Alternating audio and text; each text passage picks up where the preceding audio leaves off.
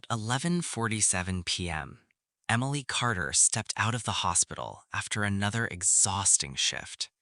Her feet hurt, her head pounded, and the freezing New York rain soaked through her thin jacket within seconds. She worked 12-hour shifts as a nurse assistant in Manhattan General Hospital. The pay barely covered rent for her tiny apartment in Queens, and lately, things had gotten worse. Her landlord had raised the rent again, her younger brother needed money for college, and her old car had completely died 2 weeks ago. So now, every night, she took a taxi home.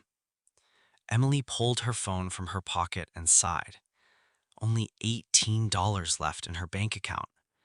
She hesitated before booking the ride. Then she whispered to herself, just make it to Friday. A yellow taxi stopped in front of her almost instantly. The driver rolled down the window. You, Emily? She nodded and climbed into the back seat. The cab smelled faintly like coffee and leather. It was surprisingly clean compared to most taxis she'd taken.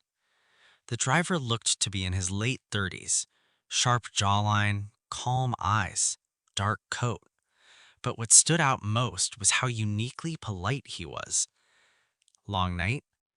Emily gave a tired laugh. That obvious? You look like someone carrying the weight of the world. She smirked. And you sound like a therapist more than a taxi driver. The man chuckled softly. Occupational hazard. As the taxi moved through the wet Manhattan streets, silence filled the car for a moment. Most drivers either talked too much or not at all, but this guy felt different, grounded, confident, almost too confident. Emily noticed the expensive watch on his wrist when he adjusted the mirror. Not fake expensive, real expensive, probably worth more than her entire apartment. That immediately confused her. Why would a taxi driver wear a watch like that?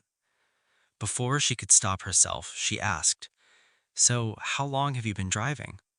A while. That doesn't answer the question. He smiled slightly. Maybe I don't like talking about myself. Fair enough. Outside the window, New York glowed with reflections of neon lights and rain-covered streets. The driver glanced at her through the mirror. What about you? Hospital? Emily looked surprised. How'd you know? You have that exhausted healthcare worker stare. She laughed for the first time all day. Yeah, nurse assistant. That's hard work. Hard work with terrible pay. You ever think about quitting? Every day. Then why don't you? Emily stared out the window quietly before answering. Because people need help. The driver nodded slowly, almost like her answer meant something to him. A few minutes later, traffic came to a stop near Times Square. Emily groaned. Perfect, more delay. But the driver didn't seem annoyed at all. Instead, he casually asked, if money didn't matter, what would you do with your life? Emily raised an eyebrow. That's random. Humor me. She thought for a second. I'd open a small cafe somewhere quiet, maybe near the ocean, somewhere people could breathe. A cafe? Yeah, no stress, no hospital alarms, no crying families, just peace. The driver smiled faintly. That sounds nice. What about you? What about me? If money didn't matter? He paused. Then he said something strange. I'd probably still drive. Emily frowned. You're kidding. No. Why? Because people tell the truth around strangers. Before she could respond, his phone buzzed through the car speakers. A woman's voice filled the taxi. Sir, the Tokyo investors moved the meeting to Friday morning. Emily froze. Sir? Investors? The driver calmly pressed a button on the steering wheel. I'll handle it later. The call ended. Emily leaned forward slightly. Wait, investors? The driver didn't answer immediately. You heard that wrong. No, I definitely didn't. He smiled again, but this time it looked careful. You ask a lot of questions. And you avoid all of them. For the next few minutes, neither of them spoke, but now Emily's mind raced. Expensive watch, investor phone calls, perfect posture, calm confidence. This man didn't feel like a taxi driver anymore. The cab finally stopped outside her apartment building. Emily checked her phone and her stomach dropped. Her payment failed. No, no, no, no. She tried again. Failed. Her face burned with embarrassment. "I'm so sorry," she whispered. I I can pay tomorrow. My bank account." "It's okay." "No, it's not okay. It's $20. That matters when you only have 18. The driver looked at her carefully after she said that. For a moment, his expression changed, like something about her face burned with embarrassment. "I'm so sorry," she whispered. I I can pay tomorrow. My bank account." "It's okay." "No, it's not okay. It's $20. That matters when you only have 18.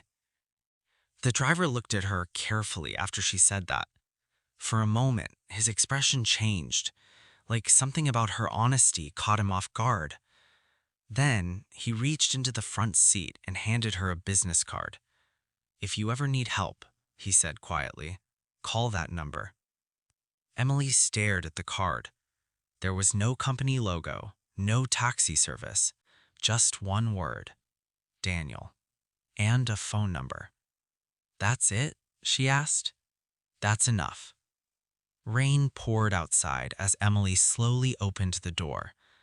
But before stepping out, she turned back toward him. "You're really not just a taxi driver, are you?" Daniel looked at her through the mirror. Then he smiled. "Good night, Emily." And the taxi disappeared into the rain.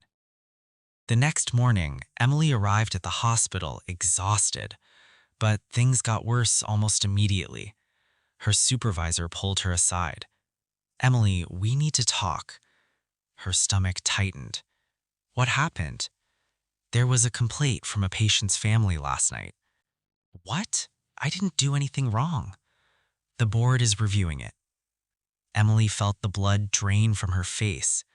"You're suspending me over one complaint?" "I'm sorry." By noon, Emily walked out of the hospital carrying a small cardboard box with her belongings inside. Suspended, no income, rent due in 5 days, and only $18 left. As she sat on a bench outside the hospital trying not to cry, her phone buzzed. Unknown number. Her hands trembled as she answered. "Hello?" A calm voice spoke on the other end. "Emily, it's Daniel." She sat upright instantly. "I think it's time we had a real conversation." Emily gripped her phone tightly. Rainwater dripped from the edge of the hospital roof as people rushed past her. But suddenly, none of the noise mattered. Daniel's calm voice stayed steady on the line. "I think it's time we had a real conversation." Emily stood slowly from the bench. "How did you get my number?" "You called the number on the card last night, even though you hung up after 1 second." Emily frowned. "You knew that was me?" "I had a feeling." She looked down at the cardboard box holding her hospital badge and coffee mug. Her entire life felt like it was collapsing in slow motion. "What exactly do you want from me?" she asked carefully. "To help you." Emily almost laughed. People don't just help strangers in New York. Maybe they should. A black SUV suddenly pulled up beside the sidewalk. Emily stepped back immediately. The passenger window lowered, and there he was, Daniel. Except this time, he didn't look anything like a taxi driver. He wore a charcoal gray suit perfectly tailored. A silver watch gleamed beneath his sleeve, and the SUV itself looked expensive enough to buy her apartment building twice. Emily stared at him in disbelief. "What is this?" "Get in," Daniel said calmly. No. A tiny smile crossed his face. Smart answer. You lied to me. I never lied, you assumed. That's basically the same thing. Not really. Emily crossed her arms. Who are you? Daniel looked at her for a moment before answering. My name is Daniel Reed. Her expression didn't change. Clearly, the name meant nothing to her, but the driver in the front seat suddenly glanced at her through the mirror like she should have recognized it instantly. Daniel noticed. That's probably a good thing, he said quietly. Emily hesitated before finally climbing into the SUV. The inside smelled like leather and cedarwood. Soft jazz played quietly through hidden speakers. This was not normal rich. This was private jet rich. The SUV pulled away from the hospital. Emily kept staring at Daniel. Okay, start talking. Daniel folded his hands calmly. 3 years ago, I sold a tech company. How much? Enough. That's not an answer. 4 billion. Emily blinked. What? Before taxes. Her jaw nearly dropped. You're serious? Yes. She stared at him, trying to connect the man beside her with the taxi driver from last night. It didn't make sense. Then why were you driving a cab? Daniel looked out the window briefly. Because I got tired of fake people. Emily frowned slowly. That sounds dramatic. It's true. He leaned back slightly.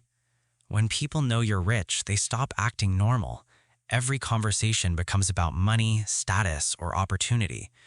So you drive around pretending to be poor? I drive because it reminds me who people really are. Emily shook her head slowly. That's insane. Maybe. The SUV stopped at a red light near Central Park. Daniel glanced at her box of belongings. You were really suspended? Emily's expression hardened instantly. Yes. What happened? A patient's son accused me of ignoring their mother. Did you? No. Then why suspend you? Because hospitals care more about lawsuits than truth. Daniel studied her face carefully. You're angry. I'm terrified. For the first time, her voice cracked. She looked away quickly, embarrassed. I can't lose this job. My brother depends on me. Daniel stayed silent for a second. Then he asked, How much do you need? Emily turned sharply toward him. No, I didn't even say an amount. I don't want charity. It's not charity. Then what is it? A solution. Emily laughed bitterly. That's easy for billionaires to say. Daniel didn't react. Instead, he asked softly, When was the last time someone helped you without expecting something back? Emily opened her mouth, then stopped, because she honestly couldn't remember. The SUV finally pulled up in front of a tall glass building in Midtown Manhattan. Emily looked up at the massive silver letters across the entrance. Reed Global Enterprises. Her stomach dropped. Employees in suits moved quickly through revolving doors, while security guards stood near the entrance. Then she noticed something else. A giant digital screen on the side of the building. And on it, Daniel's face, next to the words, Forbes Top 10 Youngest Billionaires in America. Emily slowly turned toward him. You're that Daniel Reed? I told you my name. You drive a taxi. Sometimes. This is crazy. Daniel almost smiled again. I get that a lot. A valet quickly opened Daniel's door. Good afternoon, Mr. Reed. Emily watched the employees nearby instantly straighten their posture as he stepped out.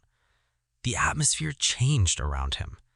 Power followed this man everywhere. Daniel looked back at her. Come on. Emily stepped out slowly, still trying to process everything. Inside, the lobby looked like a luxury hotel. Marble floors, water walls, giant chandeliers. Every employee they passed greeted Daniel immediately. Good afternoon, sir. Welcome back, Mr. Reed. Board meeting starts in 20 minutes. Emily felt completely out of place. People kept staring at her wrinkled hoodie and hospital sneakers. She wanted to disappear. Daniel noticed. "Relax," he said quietly. "That's easy for you." He led her into a private elevator that required a fingerprint scan. The doors closed. Finally, Emily looked directly at him. "Why me?" Daniel's expression became serious. "What do you mean?" "You could meet anyone, models, CEOs, famous people. So why are you helping a broke nurse assistant you met in a taxi?" For the first time since she met him, Daniel hesitated. Then he answered honestly, "Because you were kind when you had no reason to be." Emily frowned slightly. "What?" "Most people treat workers like they're invisible. But last night, even when you were exhausted and stressed, you still thanked me after every stoplight delay." Emily blinked. "That's normal." "No, it should be normal, but it isn't." The elevator doors opened into a massive private office overlooking Manhattan. The view alone looked worth millions. Before Emily could speak again, the office doors suddenly burst open. A blonde woman in an expensive white suit walked in holding a tablet. She stopped cold when she saw Emily. Then her eyes narrowed slightly. "Daniel," she said carefully, "the investors are waiting." Her gaze shifted back to Emily. "And who exactly is she?" Something about her tone immediately made Emily uncomfortable. Daniel answered calmly, "She's with me." The woman forced a polite smile, but Emily could feel the tension instantly. Then the woman walked closer and lowered her voice. "Your mother just arrived." Daniel's expression changed immediately. Not fear, not anger. Something worse. Concern. And that was the exact moment Emily realized this billionaire's life was far more complicated than she imagined. Daniel's expression darkened the second he heard those words. "Your mother just arrived." The woman in the white suit stood silently waiting for his response. Emily looked between them, confused. Whoever Daniel's mother was, she clearly had power over him. Daniel loosened his tie slightly. "Tell her I'll be there in 5 minutes." "She doesn't want 5 minutes. She wants now." Daniel sighed under his breath. For the first time since Emily met him, he looked tense. The woman finally turned toward Emily and extended her hand politely. "I'm Victoria Hale, Chief Financial Officer of Reed Global." Emily shook her hand awkwardly. "Emily Carter." Victoria's smile remained professional, but her eyes scanned Emily from top to toe. Hospital sneakers, cheap hoodie, rain-soaked hair. Emily suddenly felt painfully out of place again. Victoria looked back at Daniel. "The investors are already irritated, and your mother is in a terrible mood." "When is she ever not?" Daniel muttered. Victoria almost smirked. "Good point." Then she walked out of the office, closing the doors behind her. Silence filled the room for a moment. Emily crossed her arms. "Okay, your family seems terrifying." Daniel walked toward the giant window overlooking Manhattan. "You have no idea." "So who is she? My mother?" "Yeah." Daniel slid his hands into his pockets.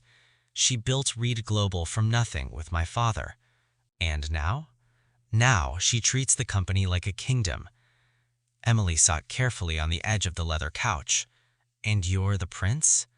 Daniel laughed quietly, though there was no humor in it. "Something like that." Before Emily could respond, the office doors opened again. This time, an older woman entered. Elegant black coat, diamond earrings, perfect posture. She looked like someone who could destroy a company with one sentence. Her sharp eyes landed immediately on Emily and stayed there. The room suddenly felt colder. "Daniel," the woman said calmly, "I expected you downstairs 10 minutes ago." Then her gaze shifted back to Emily. "Who is this?" Daniel remained calm. "Her name's Emily." "I heard that part." Emily stood awkwardly. "Nice to meet you, ma'am." The woman gave a small nod but didn't smile. Daniel spoke firmly. "Mother, this is Emily Carter." The woman's expression changed slightly. Recognition. "Carter," she repeated. Emily frowned.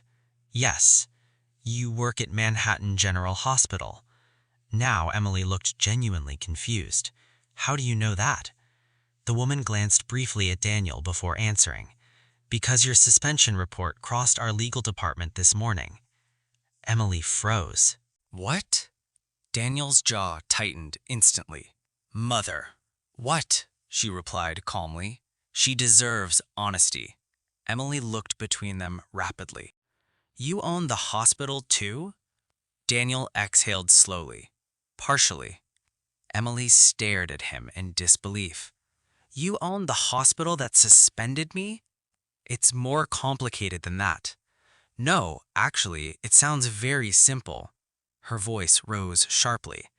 "I lose my job and suddenly I find out the billionaire taxi driver owns the building?" "Emily, was this some kind of joke to you?" Daniel stepped closer. "It wasn't like that." "Then explain it." His mother watched silently, almost studying Emily's reaction. Daniel lowered his voice. "I didn't know about your suspension until today." Emily looked away, frustrated. Everything suddenly felt manipulated, fake, like she'd unknowingly stepped into some billionaire game. Daniel's mother finally spoke again. "You seem upset." Emily almost laughed. "Seriously?" The woman walked slowly across the office. "Young lady, people in your financial position usually react differently when they discover who Daniel is." Emily frowned. "What's that supposed to mean?" "It means most people become very interested in him very quickly." Emily instantly understood. The woman thought she wanted money. Her cheeks flushed with anger. "I'm not here for his money." "Perhaps not yet." Daniel's voice hardened immediately. "Enough." The room fell silent. His mother looked at him carefully. Interesting. Even she seemed surprised by his tone. Daniel turned toward Emily. "You should sit down." "No, I should leave." "You're angry." "You think?" Daniel stepped closer again. "Then be angry, but don't walk away before hearing the truth." Emily hesitated. Part of her wanted to storm out immediately, but another part needed answers. Finally, she crossed her arms. "Fine, talk." Daniel nodded slightly. "The complaint against you this morning wasn't random." Her stomach tightened. "What do you mean?" "The patient's son is connected to one of our board members." Her eyes widened. "You're saying they suspended me because of politics?" "Yes." Emily stared at him in shock. "That's insane." "It's business." "That's disgusting." Daniel didn't agree. Instead, he walked to his desk and opened a file. Then he handed her a document. Emily scanned the first page and froze. Her suspension report had already been overturned. "What?" "I made a call." Emily looked up instantly. "You fixed this?" "I corrected it." "You can't just control people's jobs like that." "No," Daniel said calmly, "but I can stop corrupt people from abusing power." Emily didn't know what to say. Relief flooded through her chest, but so did discomfort. This man could change lives with a phone call. That level of power terrified her. His mother suddenly spoke again. "You're welcome, by the way." Emily looked at her sharply. "I didn't ask for help." "No," the woman replied coldly, "but you accepted it." Tension exploded through the room again. Daniel closed the file slowly. "Mother, that's enough." The woman ignored him completely. Instead, she walked toward Emily. "You seem like a decent girl, so let me give you advice." Emily stayed silent. "People like Daniel live in a different world, a dangerous world." Daniel's eyes narrowed. "Stop." But she continued anyway. If you stay around him, your life will become complicated very quickly. Emily swallowed hard. Something about the woman's tone felt less like arrogance and more like a warning. Then suddenly, Daniel's phone rang loudly on the desk. Victoria's name flashed across the screen. Daniel answered immediately. What happened? Victoria's voice came through the speaker, fast and panicked. Daniel, you need to turn on the news right now. His expression shifted instantly. He grabbed the remote and switched on the giant television mounted on the wall. Emily's heart dropped. A breaking news headline filled the screen. Read Global Billionaire linked to federal investigation. Reporters crowded outside the company building. Flashing cameras exploded everywhere. Then another headline appeared. Leaked photos show Daniel Reed driving secretly across New York. Emily's eyes widened. Photos from the taxi. Photos of her entering the cab. Photos of them together outside the hospital. Her stomach twisted. Oh my God. The reporter's voice echoed through the office. Sources claim Billionaire CEO Daniel Reed has been secretly hiding his identity for months. Questions are now emerging about his connection to hospital worker Emily Carter. Emily turned toward Daniel in shock, but his face had gone completely still, dangerously still. Then his mother whispered quietly, "It's starting." The newsroom footage kept flashing across the giant office screen. Photos, headlines, speculation. Emily's face was suddenly everywhere. Her hands trembled. This can't be happening. Outside the building, reporters crowded the streets like sharks smelling blood. Camera flashes lit up the glass walls of Daniel's office every few seconds. Victoria rushed inside without knocking. Daniel, security is losing control downstairs. Daniel muted the television calmly, but the tension in the room felt unbearable. How bad? Asked Daniel. Victoria handed him a tablet. 3 board members are demanding an emergency meeting. Social media thinks Emily is either your secret girlfriend or part of the investigation. Emily looked horrified. What investigation? Victoria hesitated, but Daniel answered directly. Someone inside my company has been stealing money. Emily stared at him. How much money? About $200 million. Her jaw dropped. And the FBI thinks it's you? No, Daniel replied calmly. They think I know who did it. His mother crossed her arms. Because you waited too long to expose them. Daniel looked at her sharply. I needed proof. And now the company is collapsing in public. Emily suddenly felt sick. This world was insane. 24 hours ago, she was worried about rent money. Now she was standing inside a billionaire's office while federal investigators hunted corporate criminals. She stepped backwards slowly. I shouldn't be here. Daniel turned toward her immediately. You're safe here. That's not true. She pointed toward the television. My face is all over the news. I'll handle it. You can't handle everything, Daniel. The room fell silent. For the first time, Daniel looked emotionally exhausted. Not powerful, not confident, just tired. Then he said quietly, You'd be surprised how many people expect me to. Emily's anger softened slightly. But before she could answer, loud shouting erupted downstairs. Victoria looked toward the window. Reporters breached the front barricade. Daniel cursed under his breath. His mother grabbed her purse immediately.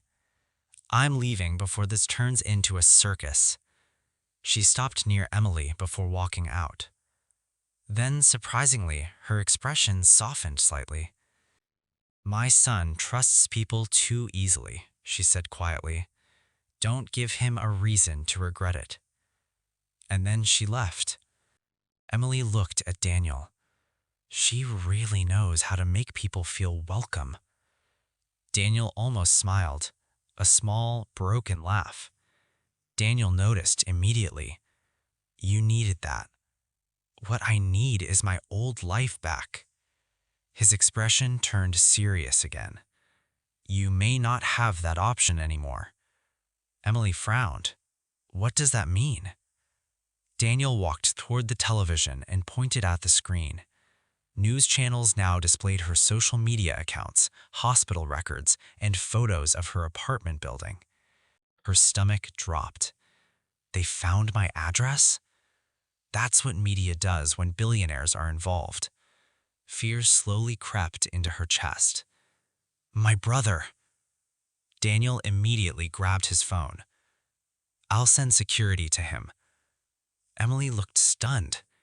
You have private security? Daniel gave her a look. You thought the billionaire thing stopped at the watch? Even in panic, she rolled her eyes slightly. But then his office doors burst open again. A security guard rushed inside. Mr. Reed, federal agents are here. Victoria's face turned pale. Emily's heart nearly stopped. Daniel stayed calm. Send them in. Two men in dark suits entered moments later. FBI. One of them stepped forward. Daniel Reed? That's me. We need to ask you several questions regarding Reed Global Finances. The second agent glanced toward Emily. And who is she? Before Emily could speak, Daniel answered instantly. She has nothing to do with this. The first agent opened a file. Miss Emily Carter. Emily swallowed nervously. Yes? We'd like to ask you a few questions as well. Her mind raced. What? Why? The agent looked directly at her. You spent several hours with Mr. Reed last night. That was a taxi ride. Miss Carter, the agent said calmly, we're trying to determine who Mr. Reed has been meeting secretly. Daniel stepped forward slightly. She didn't know who I was. The agent raised an eyebrow. That may be true. The room became painfully tense. Then suddenly, Daniel's phone buzzed again. Victoria glanced at the screen and froze. Daniel. What? She slowly turned the phone toward him. A new headline had appeared. Reed Global CFO suspected in financial leak. Everyone's eyes immediately shifted toward Victoria. Her face lost all color. What? She whispered. The FBI agents instantly stepped toward her. One of them spoke firmly. Victoria Hale, we're going to need you to come with us. Emily stared in shock. Victoria looked directly at Daniel, and suddenly her calm mask cracked. You think I had a choice? Daniel's eyes narrowed. You stole from the company? Victoria laughed bitterly. You think your board members became billionaires honestly? The room exploded into chaos. The agents grabbed Victoria as she tried to pull away. You don't understand, Daniel. Daniel froze completely. What did you say? Victoria's breathing became heavy. The money laundering didn't start with me. Even the FBI agents looked surprised. Daniel stared at her like the ground beneath him had vanished. My father would never... He did, Victoria interrupted coldly. And your mother helped bury it. Emily slowly looked toward the office doors where her mother had left minutes earlier. Suddenly, everything made sense. The tension, the warnings, the fear in her eyes.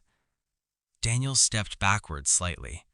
For the first time since meeting him, he looked completely lost. Victoria was dragged toward the door, but before leaving, she turned back one final time. You wanted truth, Daniel, she said bitterly. Now you finally have it. Then she disappeared. The office fell silent. The FBI agents exchanged looks before one of them spoke carefully.